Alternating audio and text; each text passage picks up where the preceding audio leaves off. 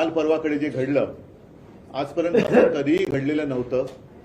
शिवछत्रपतींचा पुतळा हा समुद्रामध्ये कोसळला। एकूणच हे जे काही महाफुटीचं सरकार आहे, मग त्याला डबल इंजिन म्हणा, ट्रिपल इंजिन म्हणा, किती इंजिन लावा, यांच्या भ्रष्टाचाराने कळस गाठलेला आहे आणि कारभाराने किळस आणलेलं आहे। तर या किळसवाण्या कारभाराचा निषेध करण्यासाठी गेल्या 2-3 दिवसापूर्वी आम्ही महाराष्ट्र बंदचा एक पुकार दिला होता। पण आपल्याला सर्वांना कल्पना आहे की कोर्टाच्या माध्यमातून त्याच्यावरती सुद्धा बंदी आणली गेली। आता महाविकास आघाडीतर्फे सर्जेकोट म्हणजे मालवण इथे जो पुतळा होता आणि तो पुतळा समुद्रामध्ये कोसळला, त्या घटनेचा निषेध करण्यासाठी जो मोर्चा काढण्यात आला, त्या मोर्चाच्या मध्ये मोदी शहांचे दलाल आणि काही शिवद्रोही हे रस्ता अडवून बसलेत। हे शिवद्रोही आहेत। जे कारण सांगितलं जात आहे की महाराजांचा पुतळा हा वाऱ्याने पडला,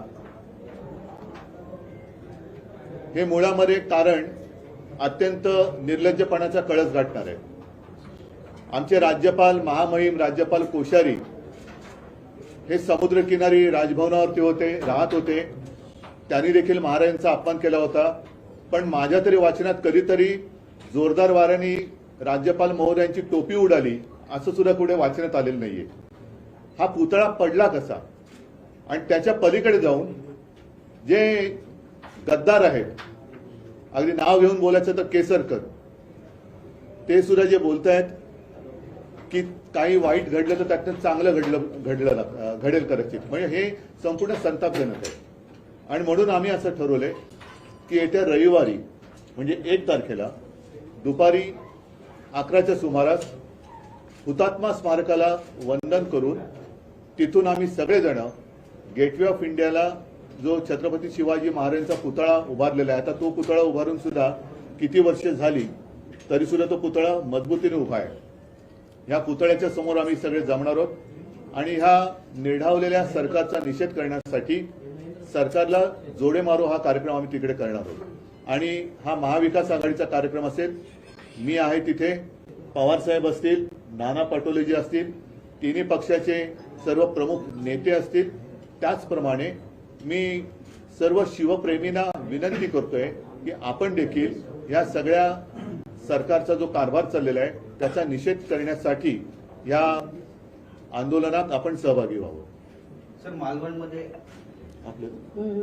मालवणमध्ये सध्या भाजपचे कार्यकर्ते आणि शिवसेनेचे कार्यकर्ते आमने सामने आलेले आहेत। नारायण राणे सुद्धा त्या ठिकाणी पोहोचलेले आहेत, आदित्य ठाकरे पोहोचलेले आहेत आणि 1.5 तासापासून राडा सुरू आहे। नारायण राणे त्या पद्धतीची भाषा त्या ठिकाणी मागवत आहेत। हे आता कोकणवासियांना कळलं असेल, कारण गेल्या लोकसभेच्या आधी ज्या पद्धतीने मोदी तिथे आले होते, एक अभिमानाची गोष्ट आम्हाला वाटली होती की नौदल दिन कधी नव्हे तो सिंधुदुर्गाच्या किनारी त्याच्या सिंधुदुर्गाच्या साक्षीने साजरा केला गेला, ह्याचा अभिमान निश्चित सर्वांना झाला। पण केवळ एक काहीतरी आपण गाजवतो आहोत आणि श्रेय घ्यायचंय म्हणून घिसाडघाईने जो पुतळा केला गेला, त्या पुतळ्याबद्दल सुद्धा आता सगळ्या गोष्टी उघड होत आहेत। मुळामध्ये तो शिल्पकार कोण होता, ती कंपनी कुठली होती, त्याच्यामध्ये ठाणे कनेक्शन कसं होतं, आणि अशी जी काय माहिती येते की या स्मारकाच्या कामात सुद्धा कोट्यावधीचा भ्रष्टाचार झालाय। आता हे जे म्हणतायत की वाईट घडल्यानंतर काहीतरी चांगलं घडणार, म्हणजेच काय की परत एकदा पुतळा उभारण्याचा घाट घालणार, त्यातून पुन्हा टेंडर काढणार, त्या टेंडरमध्ये सुद्धा घोटाळा करणार आणि जिथे तिथे हे खात आहे। म्हणूनच म्हटलं की यांच्या कारभाराची आता किळस यायला लागलेली आहे। हा किळसवाणा कारभार आहे।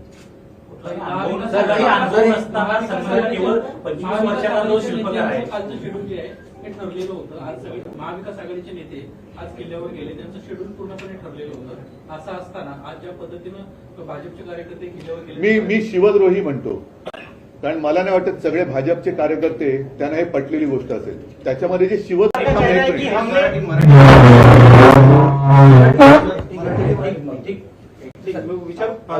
सर ब्लेम गेम चल रहा है एक तरह से। सरकार कह रही है हमने नहीं बनाया, नेवी नहीं बनाया, और नेवी की तरफ से भी बयान आया है। आपको लग रहा है कि जॉइंट, जबकि देखरेख करने की जिम्मेदारी राज्य सरकार की थी, पीडब्ल्यूडी विभाग की थी? 100% राज्य सरकार नजरअंदाज नहीं कर सकती, जिम्मेदारी इनकी। कहाँ भी महाराष्ट्र में कहाँ भी किसी का स्टैचू लगाना हो तो महाराष्ट्र सरकार की इजाजत लेनी पड़ती है। ये तो प्रधानमंत्री साक्षात वहाँ गए थे, और क्या चाहिए। सर ये भी एक बात सामने निकल कर आ रही है, तुमचं संबंध पण जे पवार साहब आपको कि जे school of art say permission जो है वो लेनी पड़ती है कोई भी अगर पुतला उतारना है तो, लेकिन इस मामले में देखा गया है कि उसकी इजाजत जो है वो नहीं ली गई थी। ना आपण माहिती आपल्याकडे प्लीज ना।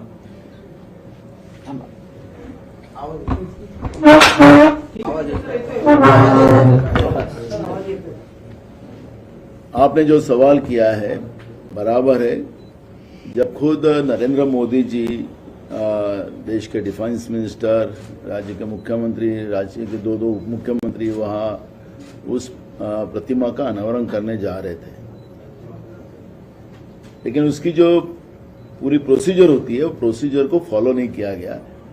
जो सांस्कृतिक संचालन जो होता है उन्हें उस प्रतिमा को वाकई क्वालिटी को सबको सर्टिफाइड किए बगैर वो प्रधानमंत्री जी भी नहीं आना चाहिए था, ना मुख्यमंत्री जाना चाहिए था।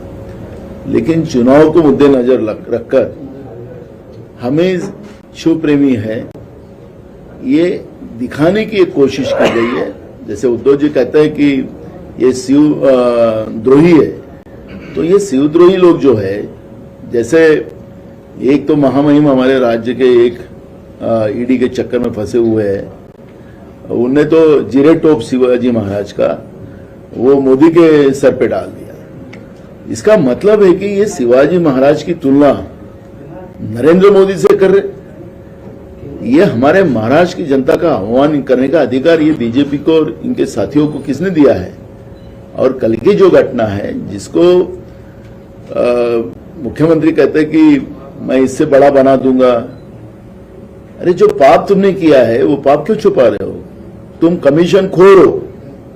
आज महाराष्ट्र में तुमने रास्ते के लिए जितने पैसे खर्चे करे, महाराष्ट्र में चलने के लिए रास्ते नहीं है, गड्ढे के रास्ते बन गए, लोग कोर्ट में जा रहे इनके विरोध में। लेकिन ये कमीशन खोर सरकार को महाराष्ट्र के कब अकल आएंगी? और जनता में गुस्सा है। और आपने देखा होगा कि हम जब सभी लोग, आज हमारी बच्चियां सुरक्षित नहीं, स्कूल में नहीं, और इन लोगों ने एक नया जीआर निकाल रहे कि 7 बजे के बाद लड़कियां बाहर निकलेंगे नहीं। क्या यानी क्या हो रहा है महाराष्ट्र में? अगर छत्रपति शिवाजी महाराज के महाराष्ट्र में हमारी महिलाएं, हमारी बहनें, हमारी बच्चियां अगर सुरक्षित नहीं है, और ये सरकार के गलतियों की वजह से, सरकार की गलत नीतियों की वजह से, और विशेष करके जो डीजी रैंक की अधिकारी इनने रश्मि शुक्ला को बिठाया है, वो अधिकारी का कोई उसको वो पोस्ट के ऊपर बिठाया है, तो उसके कौन से आधार पर उसको बिठाया, क्यों एक्सटेंशन 2 साल का दिया, इसका जवाब भी देना पड़ेगा। और उनका कंट्रोल नहीं है। पूरी वो डीजी रश्मि शुक्ला पूरी राजनीति वहां कर रही है, बीजेपी का, आरएसएस का वहां पर एजेंडा चला रही है। और इस वजह से आज महाराष्ट्र की जो रोज अपमान महाराष्ट्र को पूरे देश में भुगतना पड़ रहा है, उसका रीजन ही है सरकार और सरकार की पॉलिसी और पुलिस महकमे में जो लोग इन लोगों ने बिठाया है उनका सब पाप है। और इसलिए महाराष्ट्र आज सतर्क हो गए हैं। हम लोगों ने एक रील भी हमने बनाई है, और वो रील क्या महाराज माफ करा, तुमच्या पुतळ्याच्या अवस्थेला आम्हीच कारणीभूत आहोत। महाराज, आम्ही यांच्या मोठ्या मोठ्या घोषणा आणि आश्वासनांना बळी पडलो। आम्हाला माती आणि सोन्यातला फरकच कळला नाही। महाराज, तुम्ही उभारलेल्या गड किल्ल्याचा आजही प्रत्येक दगड शाबूत आहे, पण भ्रष्ट युतीने उभारलेला पुतळा 8 महिनेही टिकला नाही। महाराज, तुम्ही स्वराज्याचं हित पाहिलं, रयतेचं हित पाहिलं, पण या भ्रष्ट युतीच्या नेत्यांनी स्वतःच भलं केलं। महाराज, आम्हीच दोषी आहोत, कारण आम्ही तुमच्या पुतळ्याच्या बाबतीत नेते म्हणून यांच्यावर भरोसा टाकला, पण यांनी कमिशनसाठी लाडका कॉन्ट्रॅक्टरच गाठला। महाराज, तुमचं नाव घेऊन सत्तेत येणारी लोक तुमच्या सोबतही नीच वागली। घात झाला महाराज, घात झाला। इथेच आमच्या वेड्या भावनेचा घात झाला। तुमच्या पुतळ्यामध्येही यांनी टक्केवारीचाच डाव केला. पुतळा निर्मितीला 2 वर्ष लागतात, पण निवडणुकीच्या तोंडावर या पेशव्यांच्या वंशजांनी 3-4 महिन्यात घाईत पुतळा निर्माण केला. महाराज, सिमेंटमध्ये जान असून चालत नाही. हे काम करणाऱ्यांच्या रक्तात इमान असायला पाहिजे, याचा आम्हाला विसर पडला. तुमच्या लोककल्याणकारी विचारांना पायदळीत तुडवून यांनी मोठा अपराध केला. निवडणुकीसाठी फक्त तुमच्या नावाचा जयघोष केला. महाराज, यांना कधीही महाराजांच्या विचारांची, तत्वांची आणि कार्याची कदरच नव्हती. त्यामुळेच यांनी शिवरायांच्या पुतळ्याची ही अशी अवस्था केली. यांना फक्त महाराजांच्या नावावर राजकीय पोळी भाजायची आहे, दुसरं काहीही नाही. पण माफ करा महाराज, या गद्दारांना ओळखायला आम्ही चुकलो. आम्ही कधी काही डोक्यावर घेऊन नाचलो, पण आता तुमची शपथ, यांना सोडणार नाही. तुमच्यासोबत गद्दारी करणाऱ्यांचा शेवट करेपर्यंत आम्ही शांत बसणार नाही. सर, देवेंद्र फडणवीस जी ने कहा है कि इस मुद्दे पर सियासत मत करिए. आप लोग सियासत कर रहे हैं. हिंदी में आपने जो कहा 1 तारीख को देवेंद्र फडणवीस ये कह रहे पवार साहब कि आप लोग राजनीति कर रहे हैं, जानबूझ के इस पूरे मामले को लेकर पॉलिटिसाइज करने की कोशिश एमबीए कर रहे हैं. सीधी बात है, यहाँ राजनीति क्या है? असं आहे, शिवाजी महाराजांच्या काळामध्ये एक गोष्ट लोकांना भावली आणि ती म्हणजे त्यांच्या कार्यक्षेत्रामध्ये रांझ्याच्या पात्राने एका मुलीला तिचा अत्याचार केले आणि ही तक्रार शिवाजी महाराजांच्याकडे आल्याच्या नंतर त्यांनी त्याचे दोन्ही हात कलम केले आणि अशा प्रवृत्तीच्या संबंधीची नीतीवादी काय हे संबंध जनतेच्या समोर त्यांनी ठेवलं. एका भगिनीला त्रास दिला त्याच्यावर इतकं सक्त निर्णय त्यांनी घेतला. आज असा निर्णय घेणारा आणि त्याची फसवणुकीची संविधान ज्यावेळी तयार करून आली आणि ती करण्यामध्ये जो भ्रष्टाचार झाला त्यामुळं आज ती गोष्टी उद्ध्वस्त झाल्यासारखी दिसते. कोणी सांगतं वाड्याचा वेळ होता, आणखी काय कारण, जिथं प्रधानमंत्री स्वतः जाऊन आले त्यांच्या हस्ते आंदोलन झालं. आज त्या ठिकाणी भ्रष्टाचार किती टोकाला पोहोचलेला आहे. कुठं भ्रष्टाचाराची भूमिका घेऊ नये याचं तारतम्य सुद्धा या सरकारमध्ये नाही. त्यामुळे शेवटी लोकांच्या जी तीव्र भावना आहे ती आज या कार्यक्रमाच्या वतीने पुरी करावी म्हणूनच आम्ही तिघांनी आणि महाराष्ट्राच्या जनतेला आवाहन करून हा कार्यक्रम हातात घेतला.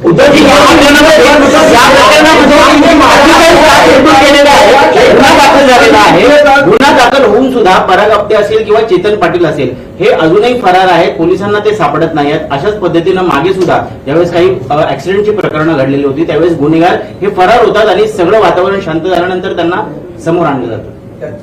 बदलापूर प्रकरणातले देखील आरोपी आहेत. त्यात फक्त एकच की जो गुन्हा दाखल झालाय तो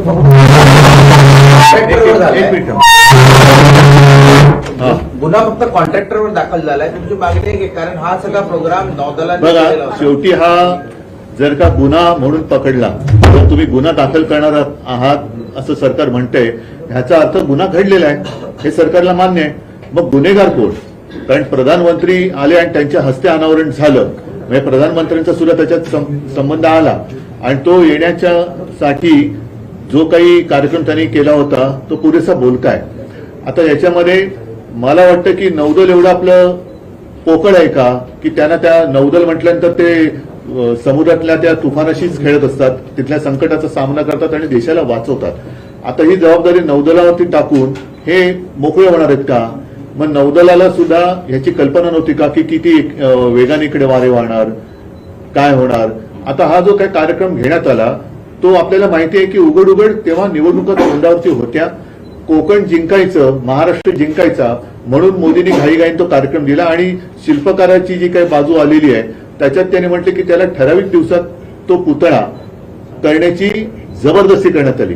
मुळामध्ये आणखीन एक माहिती आली की तो जो शिल्पकार होता तो जेमतेम 24-25 वर्षाचा, मोठा पुतळा करण्याचा त्याला अनुभव नाही अशा परिस्थितीमध्ये समुद्रकिनारी पुतळा लावताना कोणती खबरदारी घ्यायला पाहिजे, तिथे वाऱ्याचा अंदाज घ्यायला पाहिजे, लाटांचा अंदाज घ्यायला पाहिजे. ज्याप्रमाणे तिथे सिंधुदुर्ग किल्ला हा 300-400 वर्षापूर्वी छत्रपती शिवाजी महाराजांनी बांधला, तो आज सुद्धा व्यवस्थित आहे. जर हे तंत्रज्ञान तेव्हा एवढं प्रगत होतं तर आता आपल्याकडनं या तंत्रज्ञानाचा कुठे विसर पडलाय का, हा सुद्धा मुद्दा आहे. आपल्याला तुम्हाला प्रश्न आहे की जशा पद्धतीने महाराष्ट्र शिवरायांच्या नावाने ओळखला जातो, जे फोटो सोशल मीडियावरती सध्या व्हायरल झालेले आहेत शिवाजी महाराजांच्या पुतळा पोहोचवण्याचे, त्याच्यामुळे महाराष्ट्राची फक्त देशात नाही तर जगामध्ये बदनामी कोणी केली तो शेवटी असं आहे की ज्या पद्धतीने हे गुन्हे दडपून टाकतायत, त्यांना मतांची जी घाई झालेली आहे, मतं मिळवण्यासाठी घाई केली, हे पाप जे आहे पाप उघड झालंच पाहिजे आणि ते उघड झाले. म्हणजे ज्या पद्धतीने बदलापूरची घटना असेल, तर आता तर मला नाना सांगत होते की सरकारी वकिलांनी वेगळीच भूमिका मांडलेली आहे. तर ह्या म्हणजे कायदा सक्षम आहे, पण कायदा राबवणारी यंत्रणा तिच्यावरती दबाव येत असेल तर दबाव आणणारे आणि त्या दबावाला बळी पडणारे हे दोघेही गुन्हेगार आहेत.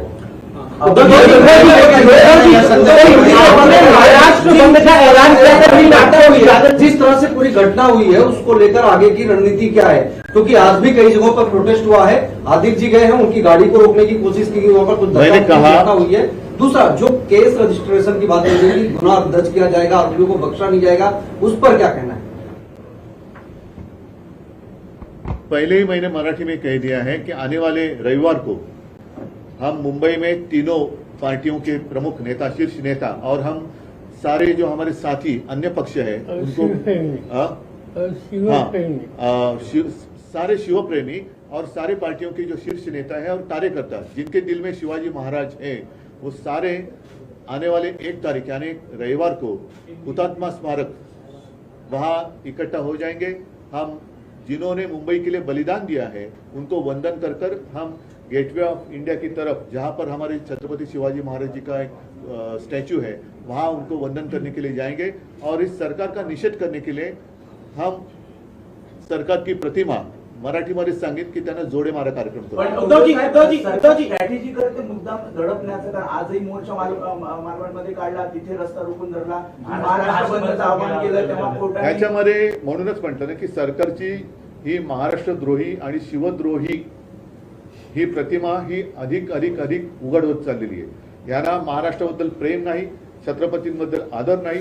मगाशी जो मी उल्लेख केला होता कोश्यारींचा, त्यांनी त्यावेळेला अपमान केला होता, आम्ही मोठा मोर्चा काढला होता, तरी देखील केंद्र सरकारने त्यांना हलवलं नव्हतं. म्हणजे यांच्या नसानसात शिवद्रोह हा ठासून भरलेला आहे आणि तो शिवद्रोह महाराष्ट्र सहन करणार नाही.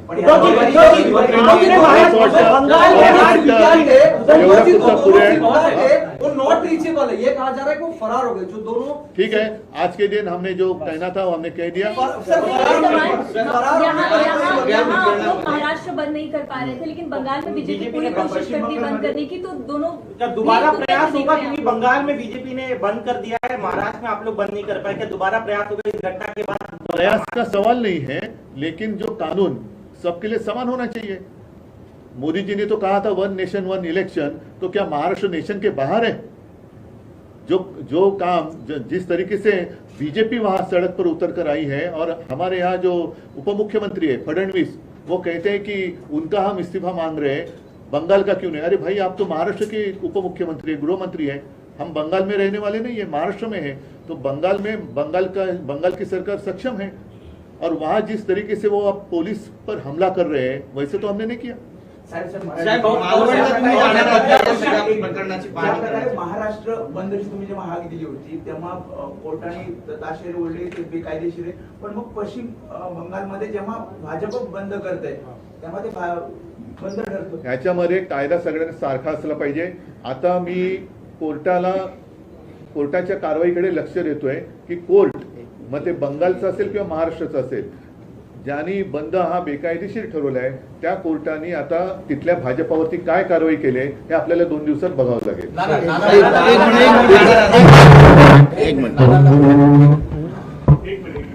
1 तारखेला जो आमचा या सगळ्या छत्रपती शिवाजी महाराजांच्या अवमानाच्या प्रकरणात आम्ही जो मुंबईमध्ये कार्यक्रम करतो आहे त्या कार्यक्रमाच्या नंतर 2 तारखेपासून तर महाराष्ट्रामधल्या प्रत्येक गावात, जिल्ह्यात, तालुक्यामध्ये हा कार्यक्रम चालू राहील.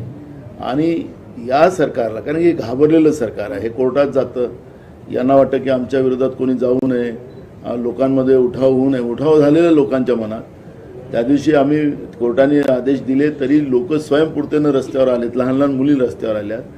पण आम्ही आता बंद पाडणार नाही.